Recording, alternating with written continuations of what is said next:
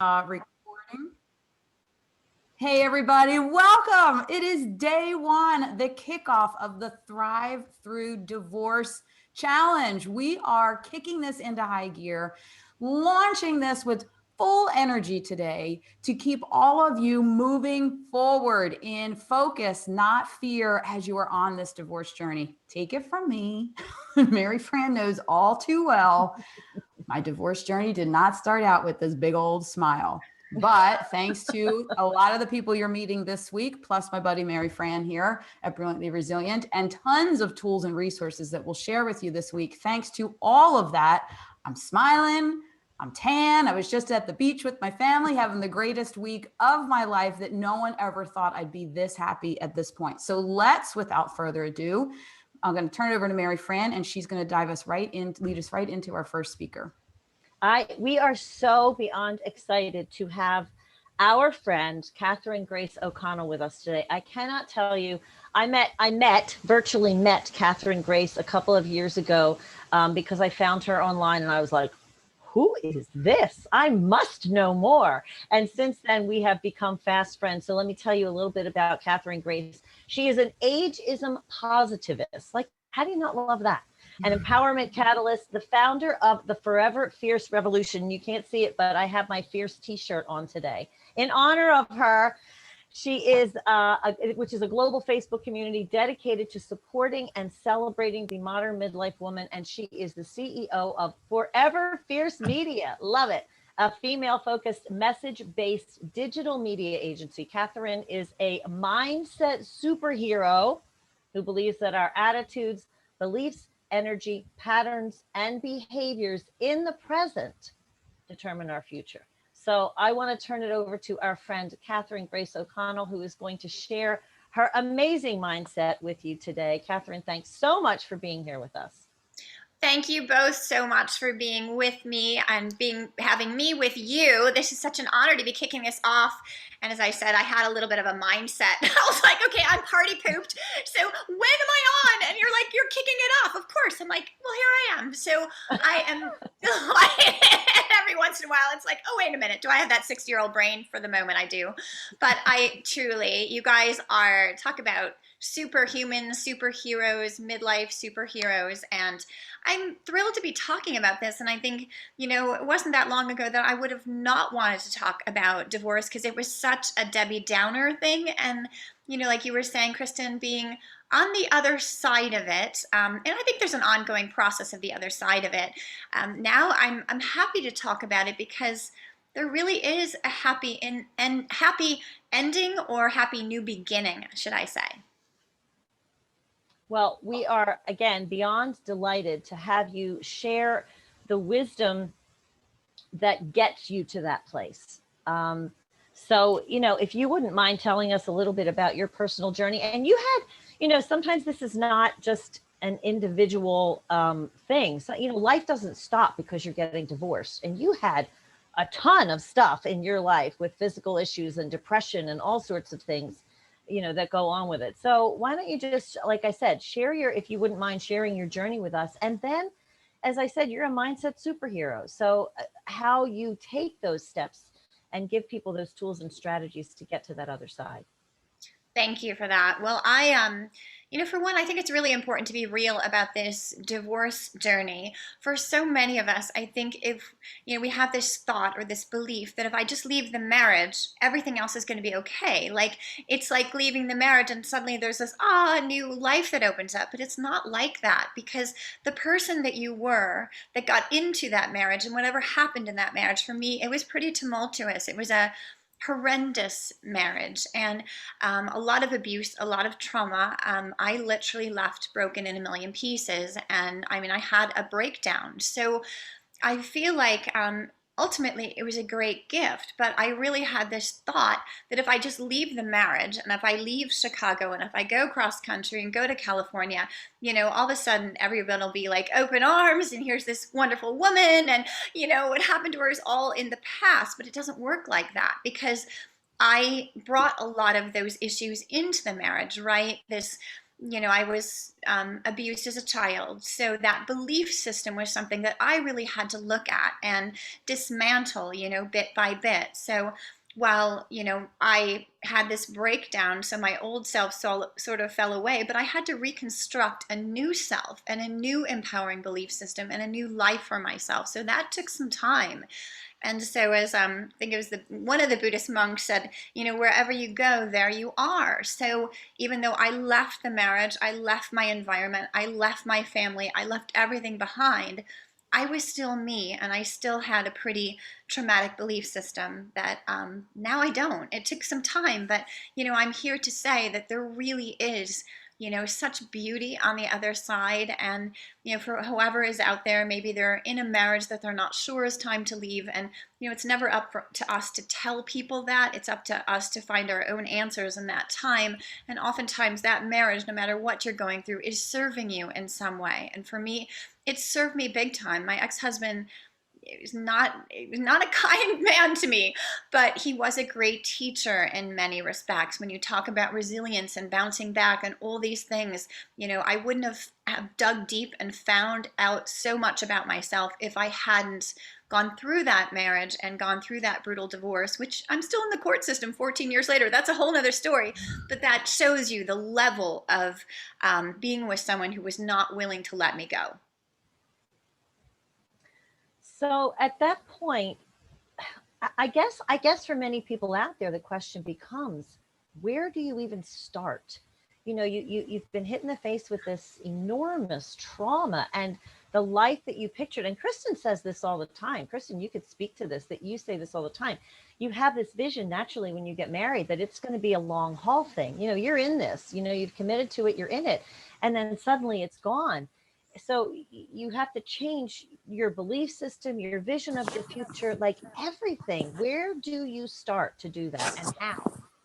Well, for me, let's get really real. Is therapy. I mean, finding a really great therapist. I had not had therapy in my entire life, and I should have as a child. We really had a very traumatic, grew up in a traumatic environment. So that really affected me and who I became, and being very silent and invisible and disempowered and all those things. I had to find myself. So I remember I was 45 and it was my first therapy session, and she's across from me and talking about taking back your power and setting healthy boundaries. And I'm like, power, boundaries, what are you talking about? Like, it was like literally a foreign language to me.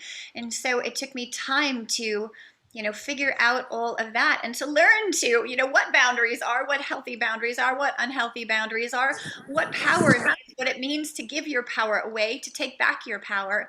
So, yeah, therapy is something I highly recommend.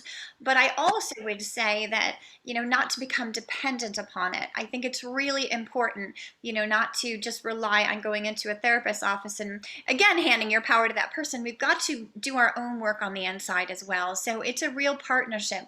I began on this spiritual path about over 30 years ago. So I was really grateful to have a lot of tools, inner tools, a wonderful toolbox filled with all kinds of things that I could do on my own as well. So I had my therapy, but then I would also, do my own work. So I knew I could keep myself, accountable and responsible, and, have some, I guess, way to check myself when I started slipping back into old patterns. And it really is about our inner world. It's about our mindset, as you said. We tell ourselves a lot of stories, and the majority of those stories probably aren't true. They weren't for me, and I had to find out what was real, what wasn't real, also on how to tell myself a different story, and then how to live that story. Catherine, if you're, listening to your story and about the tumultuous relationship you had, and I too went to a therapist as a starting point, because I just was, my hair fell out. It was awful. And one of the things that she pointed out to me, and you can probably attest to this, is I had let his voice be the voice in my head, and I wasn't hearing me anymore. And for me, I had to shed that voice. And what's interesting? She said to me, and I chose somebody that's in the same faith as me, the Christian faith, just because I just needed to just come to my core of what was really important to me. And she said, the only voice that matters is God's The only voice and opinion that matters is God's voice and opinion. And that was one of the first things that started helping me shed his voice and opinion. But when you're, and I'm sure that you know from the way you're nodding, when you're in a relationship like that, in a marriage like that, where that person, I had never even heard the word narcissist before until this divorce. When they take over your thoughts, it's hard to then not only shed that voice, but to then trust your own voice. And I'm interested to hear a little bit about, if you don't mind sharing, how did you start to be able to trust your own voice, thoughts, judgment? Was it a long process? Was it something you were able to dive into and never look back? Oh no, it's I feel like it's one step forward, two steps backward, one step forward, two steps backwards. It was this process, and like I said, I would have to go, oh, there's those old voices coming back again, and I started to really be able to differentiate between the voice of the ego, the voice that's designed to keep you small, and the voice of our authentic self, which is designed to be expansive. So again, fortunately, I did a lot of work. I'm an energy worker, so I understand how energy works. And if anything makes you feel small, contracted, that's not your true self. It's not the voice of your true self. So you would call it God. I do say God. I grew up in a Christian faith, but I kind of a bit more spiritual. And I did find a therapist again to mirror that. And I think what you said is really important, finding that person that's your comfort and that speaks to you in the language that is your language. So for me, that God self inside of me is the big, expansive self. So anything that makes me feel amazing on the inside is from that true self. And anything that is crushing me, be it my ex-husband, be it my, my family, I was pretty well conditioned for that. So walking into that marriage, I was teeny tiny small, and I got smaller and smaller and smaller through this process of, you say narcissist. Yes, he was a narcissist, and I can't talk about it too much because I know I'll get like shut down here with legal things coming my way. But the truth was, it was all about him, and I was so conditioned to not think about me. I didn't even realize there was a me. It was about, okay, I'm a wife now. It's to serve him. I'm a mother now. It's to serve them. I literally made myself so small. So it's one thing to be abused or traumatized. That is not our fault. But what we do with it is. So once we have awakened and gone, oh my God, have those moments like we're on the floor on our knees, like, what the hell happened? For me, it was, I wanted to know what happened to me, and I wanted to make sure that it was never going to happen to me again. And that is why I left the marriage, why I went cross country, why I dove into the spiritual world. For some, like you said, it's the Christian faith, whatever it is that makes you feel strong on the inside and resonates with you and can help you rebuild block by block.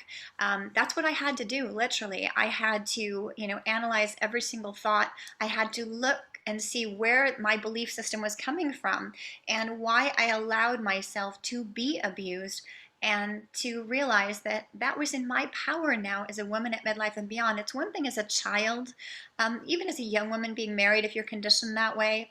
But it's another thing when you're, 50, 60, 40, whatever. It's our responsibility, right? For our mental health, our, mind wellness, to be a mindset superhero, as you say. That takes mental health and mind wellness, protecting your mind, protecting your thoughts, protecting your beliefs, analyzing every single one of them, looking at your shadow, those dark pain points inside of us. The only way to dissolve them is by really looking right at them, feeling that pain, and having somebody hopefully, support you in that space, holding that space for you while you go through this, because this is not an easy process. But nothing worthwhile really is easy. Yeah, agreed. So I actually wanted to jump back for a second. Obviously the therapy is hugely important, but you also said that you had to do some things that fed you and on your own. What were some of those things that you did? And I imagine it's going to be different for everyone, but some of the things that you did, and then I guess the message is people need to find what works for them. So how did you, when you were not sitting in front of your therapist and talking, how did you in your day to day help yourself continue on that journey? What were some of those things? Well, for me, again, it was along the lines of the spiritual path, from meditation, yoga, all those things that really helped fortify me inside, that helped bring me peace. I was diagnosed with PTSD while I was going through my divorce, but they said, you've lifelong. I remember them going back and they're doing the testing, and he went behind me and I jumped like 2 feet in the air. He's like, I checked every single box of that. So I had to work on the inside to get myself grounded. I lived up there. I lived in the clouds because I was so disassociated with my physical body. It was too painful, and I'm sure there are people out there that can probably resonate with that, but I didn't realize I was disassociated. So what that meant for me was I needed to find ways to ground myself, spending time in nature, spending time barefoot. Working with horses was a huge one for me. I was getting trained as an equine therapist because I found immense peace in horses. I also found that I learned a tremendous amount about myself through working with horses. So that was a big one for me.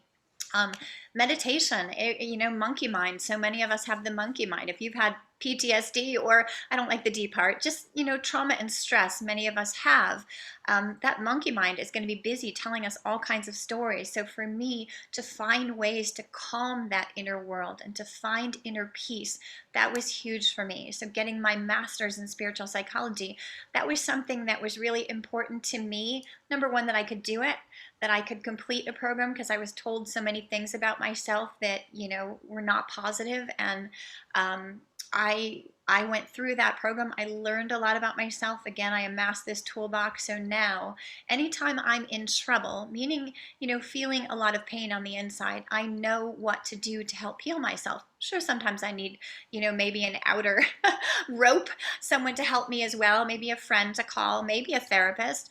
I haven't been in therapy for a while, but I'm grateful that I found those things that either brought me joy, brought me peace, brought me to a place of calm, teach me how to ground myself. If I'm with a horse, I'm grounded in an instant. So everyone is going to be different, so it's finding those things that bring you peace, bring you joy, make you feel whole. That's what I recommend. I cannot agree with you more. And I love, Catherine, that you said, and this is what I really want to land for folks. Those tools that you develop to get through that process of the beginning of your divorce journey, you're still using them now through other things. And I think that when people hear that, if you all that are listening and watching hear that and know that it's not like you're going through these tools and this process in vain, like just getting through this one thing. And it actually took me, what, Mary Fran, 3 years now, 3.5, 4 years to realize that I'm using all those tools when, something doesn't go well for my son in college. And then I got to help him through that. When, dating at almost 50, good God, we'll do a whole different challenge on that one. Hallelujah, sister. All of it.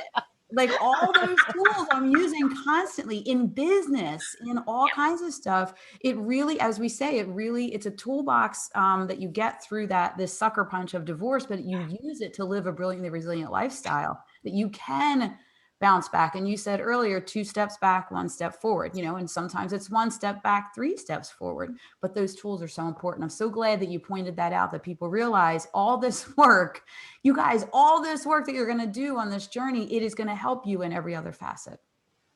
And I think it's really important to also share that as times change, so we're evolving, the world is evolving. If we're talking in this world of consciousness and energy, things are changing rapidly. So some of those tools that are in that toolbox might not work for you anymore. So I think it's really important to go, okay, I've amassed these tools. Wait, this thing usually brings me comfort. Why isn't it working right now? There's nothing wrong with you or wrong with that tool. It's maybe you've evolved past the point that you need that tool. Maybe it's time to take that tool out, replace it with a new tool. So that's when you start playing with it. And like for me this year, it was The Artist's Way. I hadn't done that in so many years. And then my daughter gave it to me for my birthday, and I was suddenly doing the morning pages, and I found, wow, I really like the morning pages, but I put those away for a while, and now they're back, and now they're working for me. So it's really important to sort of refresh that toolbox and also know maybe this works for your best friend and it doesn't work for you, or maybe it worked 5 years ago and it doesn't work for you. That's okay. There's nothing wrong with you.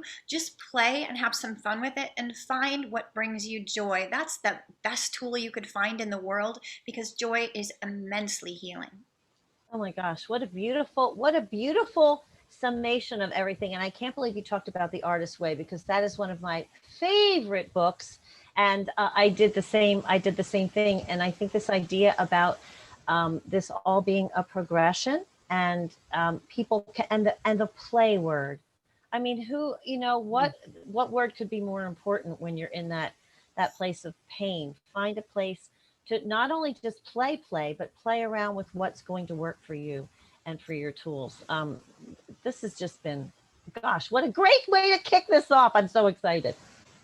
We are, people think just because you're 40, 50, 60, I'm just turned 60. I'm a kid at heart. So play is so important. And if you want to heal divorce, you need to heal from. I mean, it's painful. Like you said, many of us go in with this dream, this princess dream, and everything's going to for so many of us, obviously, divorce is a real common thing. I think it's 1 out of every 2. It might be more than that these days.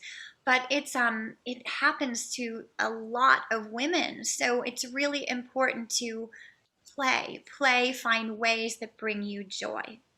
I love it. I actually, when I was really spiraling and all my hair was falling out, and before I had gotten to the therapist, I was trying to remember, one morning when I just thought I was going to lose my mind. And I thought, when was I the happiest in my life? Like, what did that look like? And it was when I was 10. I had discovered my love of soccer. And to this day, I actually moved closer to this stadium by us in my town. And I am probably 5 days a week kicking a soccer ball. It just brings me absolute 100% joy. And I can think from that point. Like, joy is such a engine for me, I guess. And it makes my mind really start to think, solve problems, not be so, and then it just feels so much better too. But I love that you also said you might have to refine your tools, because I don't know at 72 if I'm still kicking the ball all that hard. Well, you never know. We're changing rapidly, aren't we? 70 isn't what it used to be. So, but I totally, joy it's expansive again. So anything that expands us provides room for inspiration to pour in. So you get in a space of joy, and watch out, because all of a sudden, all these things are going to be coming from, be it your God self, your higher self, your authentic self. I mean, they'll start pouring and you'll be like, what is going on? But that's how it works. Awesome. I want to just say that we had a comment in here from Deborah back when we were talking to the voices in the head, and it says, I call those voices the committee in the head. That's perfect. Awesome. The committee. Oh my God. So stop listening to the committee and listen to your true voice. That's the message, right? So true. We don't need that committee, but for the most part, many times that committee is so off base, and just get connected with your true self, and your true self always has the answers.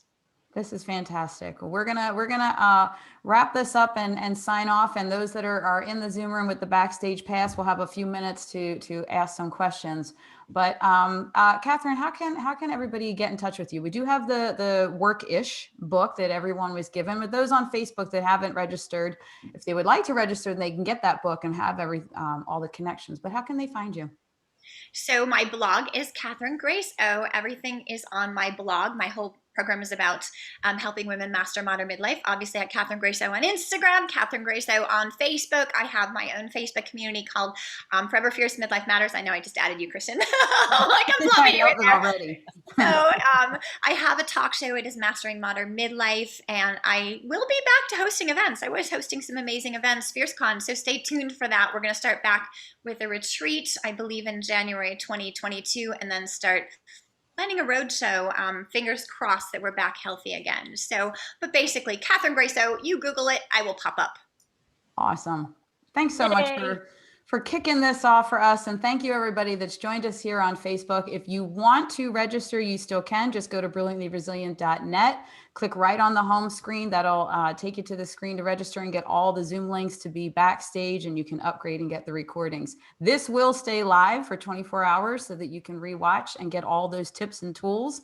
And then it will disappear. So make sure you register and be with us all week. We'll see you tomorrow for day 2. Thank you. Congratulations, you guys. Amazing start.